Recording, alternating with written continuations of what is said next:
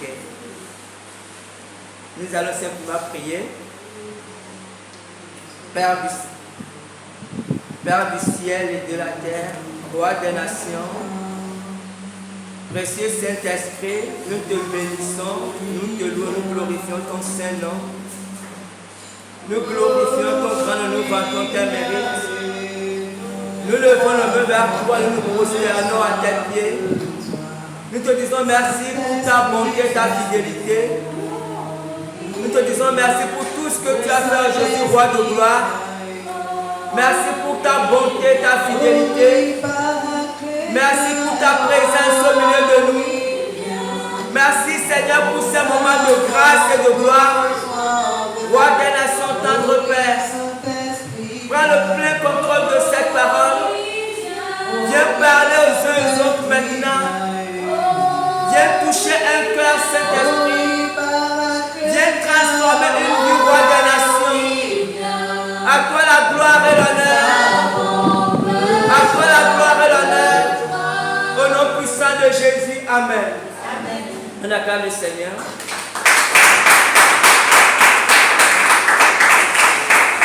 Ok, le thème de ce matin, c'est être toujours exaucé. Être toujours exaucé. Et nous allons prendre un texte dans Jean 15, versets 1 à 7. Le thème c'est être toujours exaucé. Et nous lisons Jean 15, versets 1 à 7. Je lis la parole de Dieu. Je suis le vrai cep et mon Père est le vigneron. Tout sarment qui est en moi et qui ne porte pas de fruits, il le retranche. Et tout sarment qui porte du fruit, il l'émonde afin qu'il porte encore plus de fruits. Déjà vous êtes purs à cause de la parole que je vous ai annoncée. Demeurez en moi et je demeurerai en vous. Comme le sarment ne peut de lui-même porter du fruit s'il ne demeure attaché au cep, ainsi vous ne le pouvez non plus si vous ne demeurez en moi. Je suis le cep, vous êtes les sarments. Celui qui demeure en moi et en qui je demeure porte beaucoup de fruits. Car sans moi, vous ne pouvez rien faire. Si quelqu'un ne demeure pas en moi, il est jeté dehors comme le sarment et il sèche, puis on ramasse les sarments, on les jette au feu et ils brûlent. Si vous demeurez en moi et que mes paroles demeurent en vous, demandez ce que vous voudrez et cela vous sera accordé. Amen. Amen. Si vous demeurez en moi et que mes paroles demeurent en vous, demandez ce que vous voudrez et cela vous sera accordé. Et c'est de ce verset qu'on a tiré le thème être toujours exaucé. Lorsque j'étais plus jeune, j'ai suivi à plusieurs reprises des films, c'est souvent les films des hindous, des arabes, en tout cas des films dans lesquels il y a les génies. Et souvent lorsque les gens découvrent ces génies-là, ces génies leur proposent souvent 3 vœux. Et quand les génies leur proposent de faire 3 vœux qu'ils veulent exaucer, on voit que les gens sont souvent embrouillés parce que tout d'un coup on ne sait même plus quoi demander parce qu'on veut déjà réaliser tous les rêves de sa vie. Et il y en a tellement qu'on se dit qu'en 3 vœux, ce n'est pas possible de les réaliser. Mais c'est un peu ce que Jésus dit dans ce verset 7. Jésus dit, demandez ce que vous voudrez. Demandez ce que vous voudrez et cela vous sera accordé. Et quand on lit ça, on a un peu mal à la tête. Demandez tout ce qu'on veut, vous savez. Et ce matin, on va voir ce que le Seigneur veut dire par cette parole. Demandez tout ce que vous voulez, ou tout ce que vous voudrez, et cela vous sera accordé. On va voir ce que le Seigneur veut nous enseigner. Par cette déclaration. Grand 1, être en Jésus. Grand 1, être en Jésus.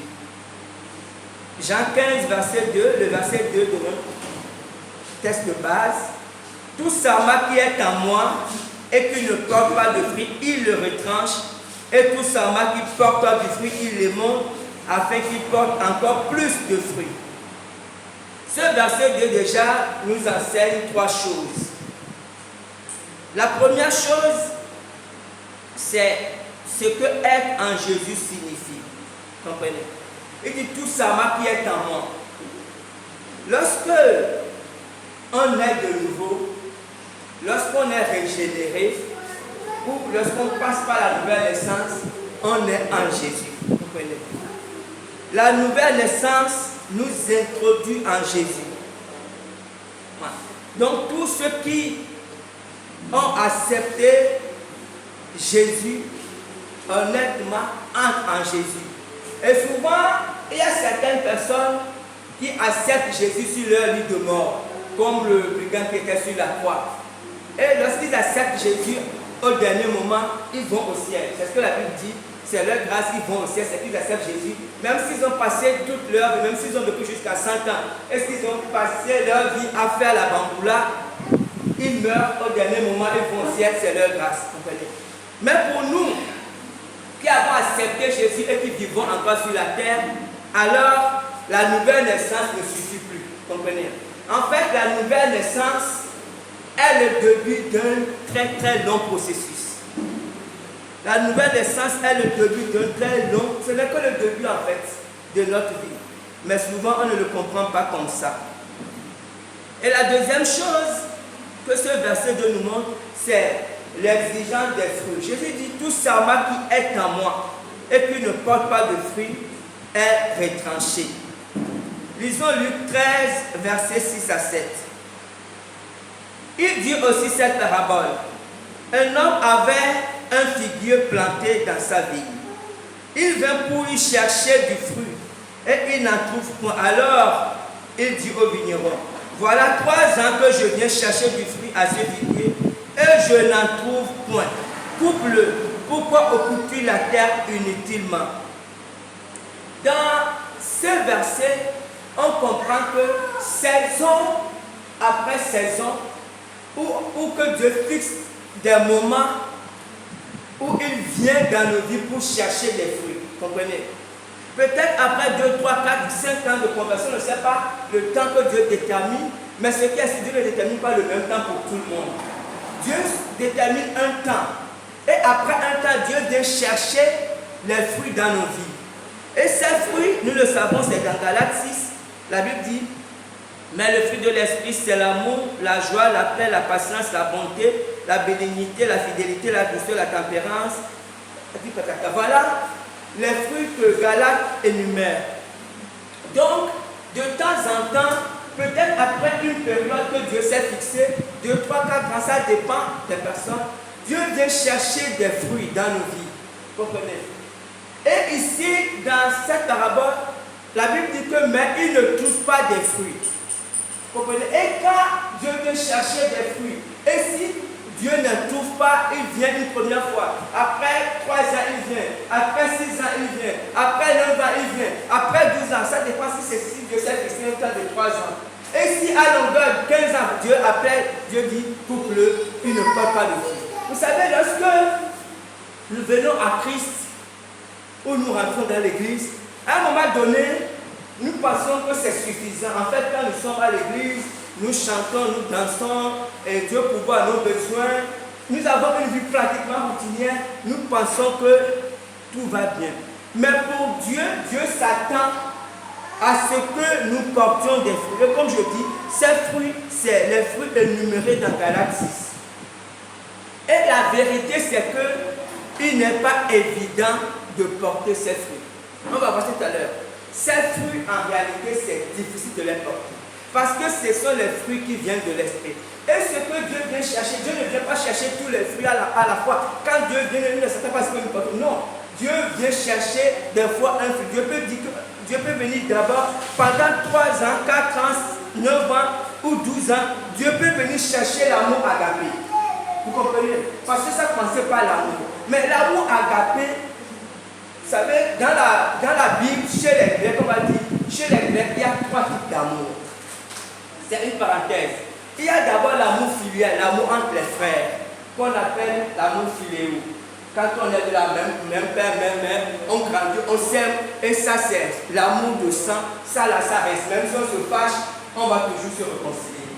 Il y a l'amour entre les conjoints, les copains, les copines, les mariés, qu'on appelle l'amour héros, c'est l'amour érotique. C'est une attirance, ça c'est un autre amour. Et il y a l'amour qui vient de Dieu, il y a l'amour accaparé. Et cet amour, c'est un amour sacrificiel. En fait, cet amour ne peut venir que de Dieu parce que c'est l'amour qui donne sa vie pour ses amis. C'est l'amour sans intérêt. Et cet amour ne peut jamais le trouver dans aucun homme. C'est pas possible. La Bible dit le seul amour sur la terre qui est sacrificiel, c'est l'amour d'une mère pour son enfant. Et Dieu dit que même si la mère oublie son enfant, parce qu'une mère peut se sacrifier pour son enfant, ça, sous tous les cieux, tous les mondes, c'est que c'est possible. Mais la Bible ne cite même pas les frères, comprenez. Donc, même les frères, un frère ne peut pas se sacrifier. Un frère aime beaucoup son frère. Mais s'il faut mourir pour se faire dire non, non, non, là je t'aime beaucoup, mais là, tu me demandes tout. Comprenez. Un conjoint, il peut aimer beaucoup sa femme ou son mari, mais il peut se mourir. Ah non, non, non. Et parce que cet amour, c'est l'amour qui vient de Dieu. Donc Dieu peut mettre 10 ans, 20 ans à rechercher ce fruit dans la vie d'un chrétien. Et quand Dieu vient, parce que pourquoi Dieu met ce temps? Parce que Dieu travaille pour trouver ce fruit dans la vie du chrétien. Mais quand nous venons à l'église, nous ne pensons plus ou ne réalisons plus que Dieu cherche des fruits dans nos vies. Nous pensons qu'il suffit de chanter, de danser, d'être content, d'être béni. Non! La première chose, Dieu cherche des fruits dans nos vies. Parce que Dieu est un vigneron, comprenez? Là, il y a un jardinier qui fait son jardin, il va dire ah non, il va abandonner. Et c'est ce que Dieu dit. Dieu dit, mais il va dire tout. Il dit, mais pourquoi ce champ-là ne produit rien? Pourquoi ce champ-là ne produit rien? Parce que Dieu, c'est ce qui l'intéresse. Nous sommes à bonne santé, nous sommes bénis, tout ça c'est très bien. Mais Dieu veut voir les fruits. Et je dis que, mais si l'homme ne parle pas de fruits, c'est pour ça que des fois, il peut nous arriver de voir des hommes qu'on a connus. Des hommes, des femmes qui étaient à l'église, des hommes vraiment, après quelques années, on les trouve dehors, ils ne viennent même plus à l'église. Pourquoi? Parce qu'ils ne parlent pas de fruits. Parce qu'on ne s'imagine que Dieu, non, Dieu peut nous retrancher. Et après, ils ne viennent pas à l'église et disent non, Dieu ne les intéresse plus. En fait, Dieu les a retranchés. Parce que Dieu a donné du temps, 15 ans, 20 ans. Dieu ne voit toujours dire non. Ça ne sert à rien. Il n'est pas productif, il ne produit rien. Et Jésus a dit, son père, ce n'est pas Jésus, c'est son père parce que c'est son père qui est le vigneron. Le père le retranche. Et la troisième chose que ce verset nous montre, c'est l'émondage. Jésus a dit dans un même verset, il a enseigné 3 choses. Il a dit, mais l'arbre qui porte du fruit, écoutez bien, mais l'arbre qui porte du fruit, son père le montre afin qu'il porte davantage du fruit. Et ça, si on n'aime pas ça, l'émondage, ça là c'est quelque chose qu'on n'aime pas. Parce que tous les jardiniers du monde, ou tous les cultivateurs, donc quand vous les voyez, ils entretiennent leurs champs ou leurs plantations. Et quand ils vont dans leur plantation, ils enlèvent les mauvaises herbes, ou quand ils voient des branches mortes, ils coupent les herbes mortes. Parce que pourquoi? Ils font en sorte que l'arbre respire et que l'arbre porte davantage de fruits. Tous les cultivateurs font ça. Et Jésus a dit que Dieu fait la même chose. Mais écoutez bien, Dieu ne montre pas ceux qui ne portent pas de fruits. On a dit que ceux qui ne portent pas de fruits, Dieu les retranche. Mais c'est ceux qui portent du fruit qui sont émondés. Ça veut dire qu'en fait, émondé, c'est que si Dieu voit que dans ta vie, Dieu observe ta vie, Dieu voit que tu peux produire l'amour. Comme je dis, l'amour agapao, Dieu va créer des conditions pour que tu puisses produire rapidement cet amour agapao. Mais ces conditions que Dieu crée, ce n'est pas des conditions faciles. Parce que pour que tu aies un amour sacrificiel, il faut que toi-même tu passes par des choses difficiles. Tu ne peux pas avoir un amour sacrificiel sans apprendre à souffrir. C'est impossible. Tu ne peux pas avoir la compassion pour les gens quand toi-même tu n'as pas souffert. La Bible dit que Jésus a appris l'obéissance par les choses qu'il a souffert. Mais les chrétiens n'aiment pas. On ne peut jamais porter le fruit sans l'émondage. C'est impossible.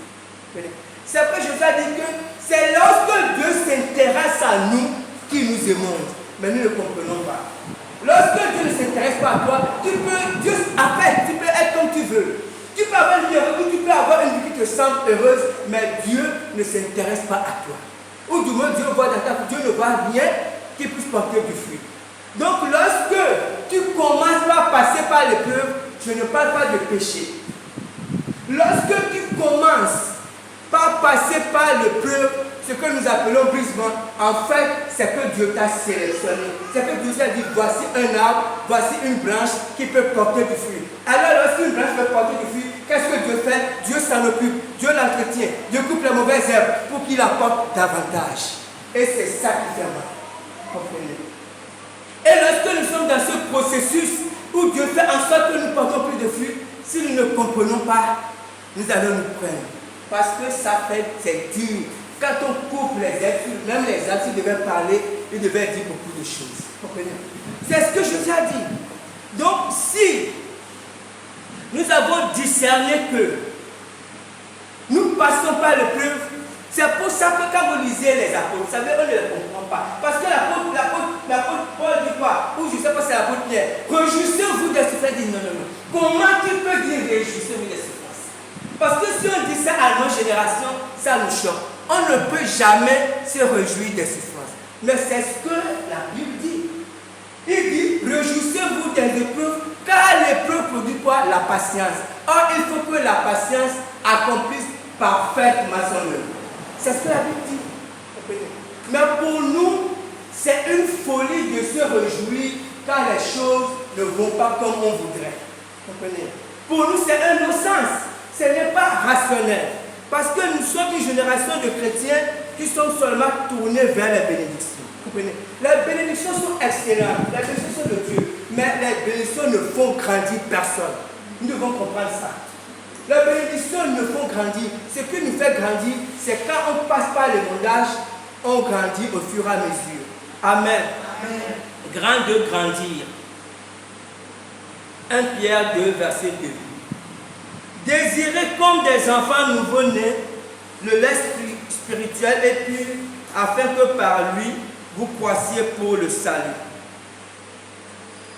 Pierre dit, désirez comme des enfants nouveau-nés. On voit, nous tous avons vu les bébés. Un bébé, son seul actif, c'est un bébé qui est nourri au sein. Son centre d'attention, ce sont les seins de sa mère. Parce que quand il se passe, il sait que c'est là où il tire son lait, c'est là où il tire sa vie, en fait. Comprenez?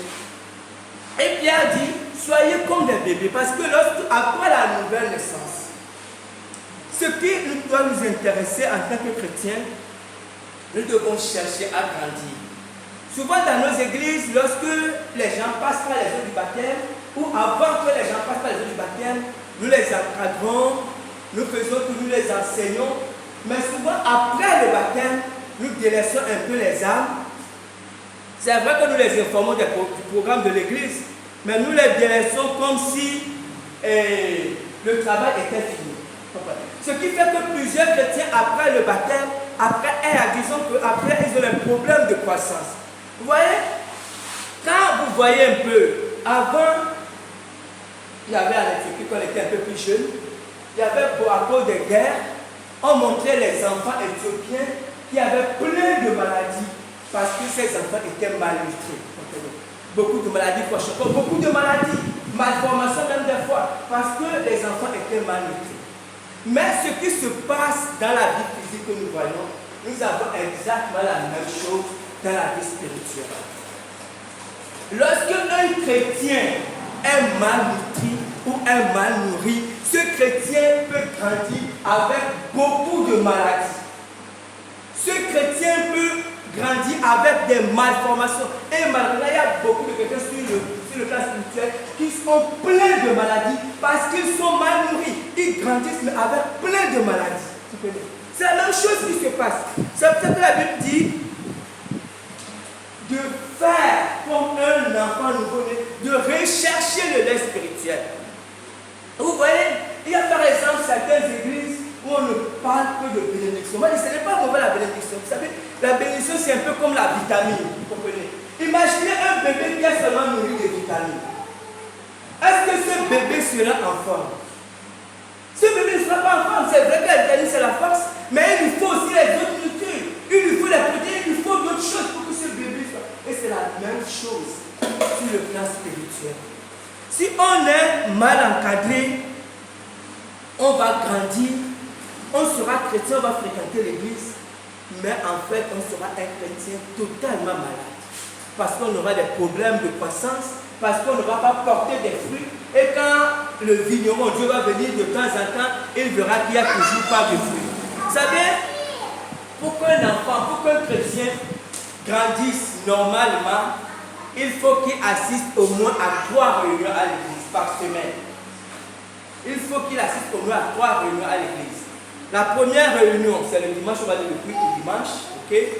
Il faut au moins une réunion d'enseignement en semaine et il faut une réunion de prière. Il y a le culte du dimanche, on vient adorer et tout ça. Il faut une réunion d'enseignement. Les réunions pendant lesquelles le peuple peut poser des questions. Quand on ne comprend pas quelque chose, on pose la question, on explique. Et il faut une réunion de prière. Vous comprenez? Maintenant, si on ne peut pas avoir ces réunions parce qu'à cause de beaucoup de contraintes ou à cause du travail, parce qu'on n'a pas assez de programmes, parce qu'on ne peut pas venir, il faut alors que chaque chrétien dans sa vie organise sa vie de manière à avoir un temps avec Dieu par jour. Ça veut dire que tous les jours, il y a la prière du matin, nous savons. Il y a la prière du soir, nous faisons ça, ce sont les prières qu'on fait. Mais à part ces temps de prière, il est important d'avoir au moins un temps. Même si c'est 10 minutes, 15 minutes, ça dépend de vous. C'est un peu comme un rendez-vous avec Dieu. Parce que, en fait, ce temps que vous avez avec Dieu est différent de la prière du matin et du soir. Parce que la prière du matin, souvent, on recommande la journée à Dieu. On peut aussi peut-être prier pour la famille, tout ce qu'on veut. Et la prière du soir, on rend grâce à Dieu. On peut aussi prier pour la requête. Mais le temps qu'on réserve avec Dieu, ce n'est pas un temps de requête. C'est un temps où on va vers Dieu pour passer juste du temps avec Dieu. Maintenant, au début, si dans le matin ou le soir, on n'a pas encore lu la Bible, on peut prendre ce temps, on peut lire un chapitre devant Dieu. On lit d'abord la parole de Dieu parce qu'on veut écouter, on veut que Dieu nous dise quelque chose. C'est de cette façon qu'on apprend à développer une relation, une intimité avec Dieu. Et si on avait déjà lu la Bible, on peut aller dans la présence de Dieu. Vous savez, quelquefois, quand vous définissez ce temps, vous allez voir ce qui va se passer. Quelquefois, vous pouvez aller, vous voulez parler avec Dieu, et puis vous allez sentir comme une adoration, une louange, un cantique que vous vient. Quand ce cantique ou cette adoration vous vient, ne vous pressez pas. Prenez seulement le temps de chanter. Et quand vous chantez, écoutez les paroles. Parce que ce qui est important, quand Dieu vous donne une chanson, Dieu vous donne une adoration, quelle que soit l'heure, ce n'est pas à cause de la mélodie, mais c'est surtout à cause des paroles. Parce que quand Dieu vous donne une chanson, c'est que Dieu veut vous dire quelque chose par les paroles. Ce sont les paroles qui sont importantes pour vous. Vous pouvez chanter, vous danser, mais écoutez surtout les paroles que vous prononcez. Et c'est cette parole que vous devez capter, parce que c'est ce que Dieu vous dit.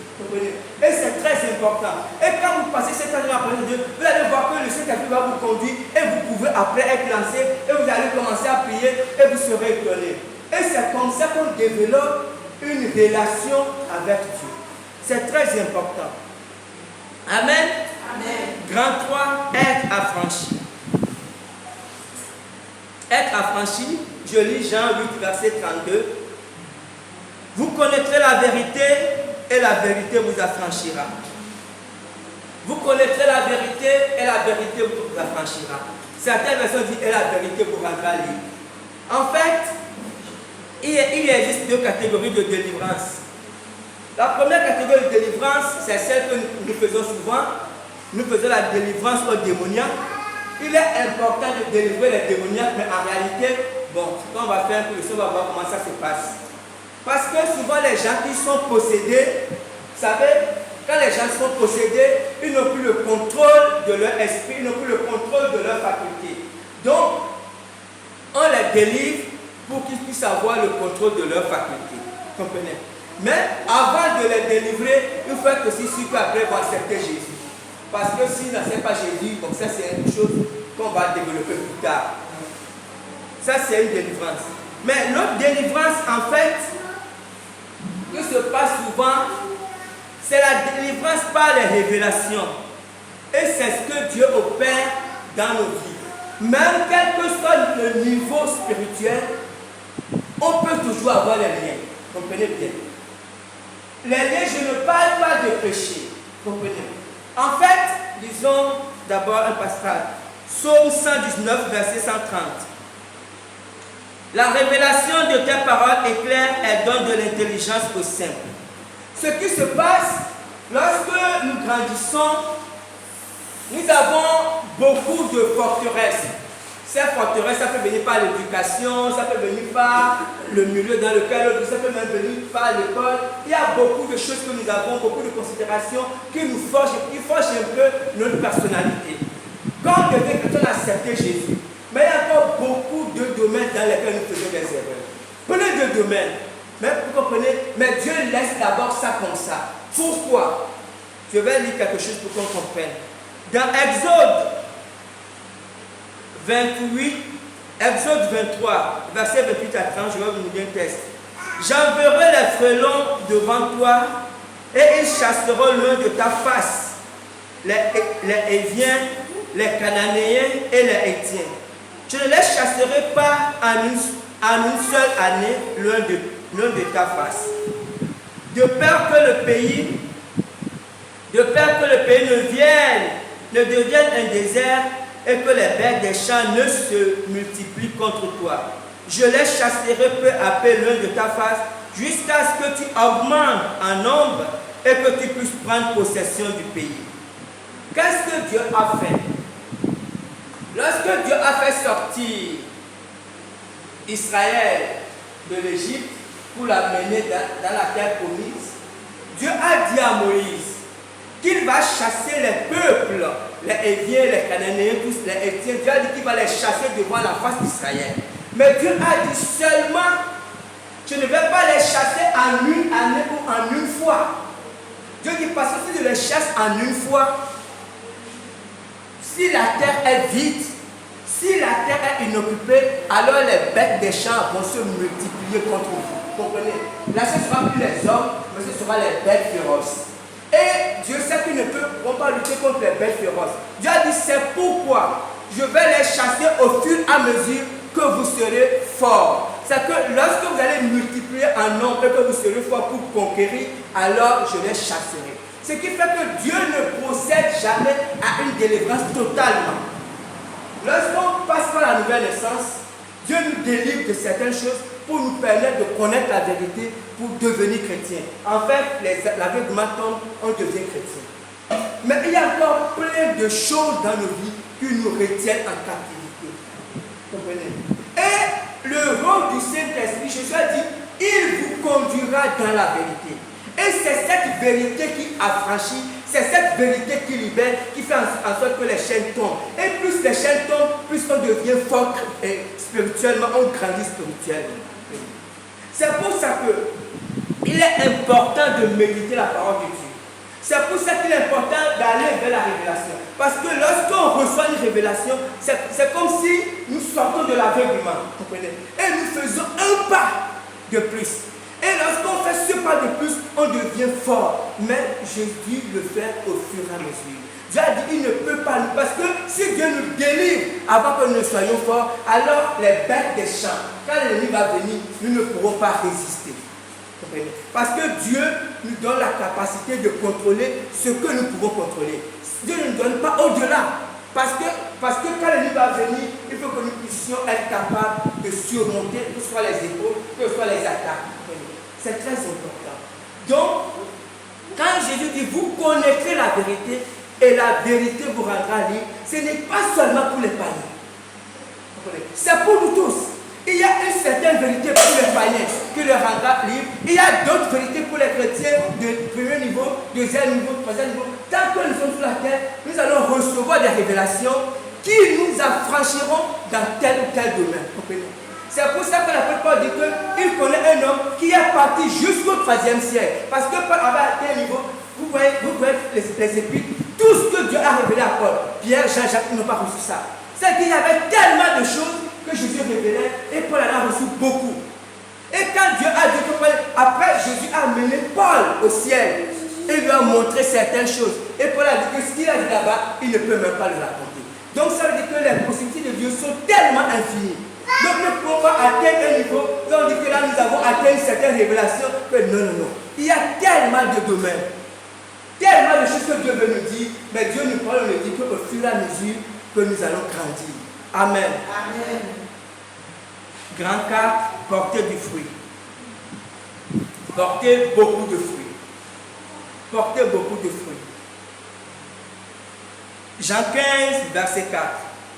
Demeurez en moi et je demeurerai en vous, comme le sarment ne peut de lui-même porter du fruit s'il ne demeure attaché au ciel, ainsi vous ne le pouvez non plus si vous ne demeurez en moi. Demeurez, vous comprenez? Nous avons parlé de la nouvelle naissance. Et nous avons dit ce que c'est être à Jésus. Et ici, Jésus ne parle pas de nouvelle naissance, Jésus ne parle pas de être, Jésus parle de demeurer. Et quand on voit le dictionnaire, il dit que demeurer, c'est rester quelque part, y être pendant longtemps. C'est ça, demeurer. Jésus dit demeurer en moi.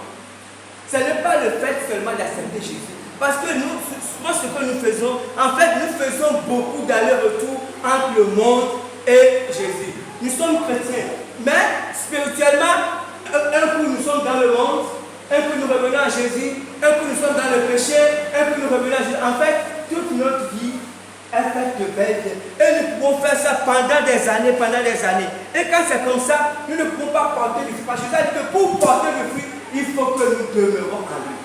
Maintenant, quand nous faisons des belles vies, nous sommes chrétiens, certes, mais nous ne pouvons pas porter du fruit. Donc, il faut demeurer en Jésus. Ça, c'est la première chose. Et la deuxième chose qu'on voit dans Jean 15, verset 5, Jésus dit, je suis le cep, vous êtes les sarments, celui qui demeure en moi et en qui je demeure porte beaucoup de fruits, car sans moi, vous ne pouvez rien faire. L'autre chose qui est vraie, c'est que lorsque le sarment c'est la branche, comprenez? Quand on voit tous les arbres qu'on voit, manguier, bananier, tout ce que vous voyez, la branche, en fait, c'est ça le sarment, le cep, c'est le tronc. Quand on voit un arbre, en fait, la branche se contente d'être attachée au tronc. C'est tout ce que la branche fait. Vous comprenez? La branche ne fait aucun effort. Et si la branche est attachée au fond, la vie de l'arbre nourrit la branche. Vous comprenez? Et c'est ce que Jésus dit. Jésus dit, quand vous demeurez en moi, vous porterez beaucoup de fruits. Pourquoi? En fait, parce que vous serez nourris de la vie qui est en moi. Ma vie coulera en vous.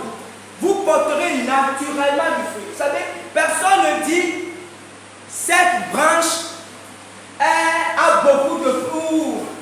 Cette branche est trop fructueuse. Les gens disent souvent que cet arbre est un arbre fructueux. Pourquoi? Parce que en fait, même si la branche porte beaucoup de fruits, on sait que les fruits viennent en fait de l'arbre. Et c'est ce que Jésus dit. Jésus dit non, vous n'avez pas besoin de vous tracasser. Parce que lorsque vous êtes attaché à moi, lorsque vous demeurez à moi, vous portez naturellement du fruit. Parce que la vie qui est en moi coule en vous. Comprenez? Vous êtes nourris par moi et vous portez du fruit. Et l'autre chose qu'on peut retirer dans cette relation entre le cep et le sarment, c'est que la branche qui est attachée au tronc, en fait, n'a besoin de rien d'autre pour porter du fruit. Vous avez déjà vu une branche attachée à un arbre qui a besoin de quelque chose d'autre? Il faut qu'on lui donne quelque chose pour que cette branche porte du fruit, non? Parce que tout ce dont une branche a besoin pour porter du fruit, cette chose se trouve déjà dans l'arbre. C'est cette relation que Jésus veut avoir avec nous en fait. Jésus veut qu'on comprenne qu'en fait, il nous suffit. Tout ce dont nous avons besoin, nous pouvons l'avoir en lui. Nous n'avons pas besoin de Jésus et de quelque chose d'autre. Vous comprenez? Si nous voulons être bénis, Jésus est capable de nous bénir. Si nous avons besoin de faire tout ce que nous avons, en fait, ce que Jésus veut, c'est que nous soyons seulement attachés à lui. Tout ce dont nous avons besoin, il est capable, il est à même de nous le donner. Comme une branche est attachée à un tronc et que la branche tire tout du fond, effectivement Jésus veut que nous soyons comme ça et que nous puissions tirer tout de lui. Comprenez? Et c'est cette relation, et c'est à ce moment qu'on va voir grand 5, la carte blanche, que Jésus nous donne carte blanche. Grand 5, carte blanche. Grand 5, carte blanche. Jean 15, verset 7. Jésus dit, si vous demeurez en moi et que mes paroles demeurent en vous, demandez ce que vous voudrez et cela vous sera accordé. Si vous demeurez en moi et que mes paroles demeurent en vous, demandez ce que vous voudrez et cela vous sera accordé. Imaginez un chrétien, enfin un païen qui rentre dans une église, on va dire une grande église. Une grande église où il y a beaucoup de belles femmes, tout ça. Et que le pasteur lui dit, bon, monsieur, demande ce que tu veux et Dieu va te le donner. Là, il sera complètement embrouillé. Il va d'abord peut-être passer à l'argent, il veut beaucoup d'argent. Après, il va dire non, il veut toutes les belles femmes de l'église. Il sera totalement embrouillé. Jésus dit, demandez ce que vous voudrez et cela vous sera accordé. Mais en réalité, Jésus n'a pas exagéré. Jésus dit exactement ce qu'il a dit. Sauf que ce que Jésus a dit, c'est que si vous demeurez en moi et que mes paroles demeurent en vous, demandez ce que vous voudrez. En fait, ce n'est pas un piège. Parce que ce qui se passe, c'est que lorsque quelqu'un demeure en Jésus et que Jésus demeure en cette personne, quelque chose se passe. Et ça, nous le voyons dans 1 Jean 4, verset 15 à 17. Je vais lire. Celui qui confessera que Jésus est le Fils de Dieu, Dieu demeure en lui et lui en Dieu. Si nous avons connu l'amour que Dieu a pour nous et nous y avons cru, Dieu est amour et celui qui demeure dans l'amour demeure en Dieu. Et Dieu demeure en lui. Tel qu'il est, tel nous sommes aussi dans ce monde. Tel qu'il est, tel nous sommes aussi dans ce monde. Ici, ce que l'apôtre Jean dit, c'est que lorsqu'on demeure en Jésus et que Jésus demeure en nous, en fait, nous sommes transformés de gloire en gloire à son image. Celui qui demeure en Jésus et en qui Jésus demeure, il va demander tout ce qu'il veut, mais en réalité, il ne pourra demander que les choses qui lui viennent de Dieu. C'est ça la vérité. Celui qui demeure en Jésus, en fait, veut avoir plus de Jésus. Il ne va pas demander une voiture. Il ne va pas demander de l'argent. Parce que plus il demeure en Jésus, plus ce qui l'intéresse, c'est Jésus en fait. Vous comprenez? Ce qui l'intéresse, ce qu'il veut avoir, c'est Jésus. Plus de Jésus. Ce qu'il veut avoir, c'est que les hommes soient sauvés. Ce qu'il veut avoir, en fait, le désir de Dieu seront transférés dans son cœur. Donc ce que Jésus dit ici, en fait, c'est la vérité. Celui qui demeure en lui ne demande que les choses qui intéressent le Père. Et lorsqu'on demande les choses qui intéressent le Père exauce toujours parce qu'en fait, on demande, on fait les prières inspirées par Dieu lui-même.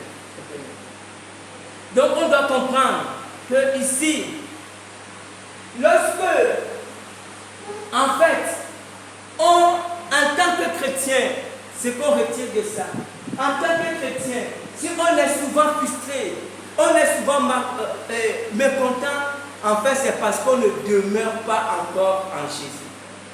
On est né de nouveau, ce n'est pas de ça que Jésus parle. Jésus parle de demeurer en lui. Amen. Amen. Et que Dieu bénisse sa parole.